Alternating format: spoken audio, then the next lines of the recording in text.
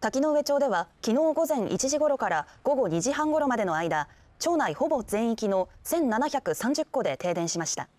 北電ネットワークによりますと、送電線に倒れた木が接触し断線したことが原因だということです。滝上町では5日午後11時42分に観測史上1位となる最大瞬間風速29メートルを記録していました。見頃を迎えた芝桜公園は残念ながら閉園です。連休中多くの人で賑わうはずの芝桜滝上公園も閉園を余儀なくされましたが、今日は午前8時から営業するということです。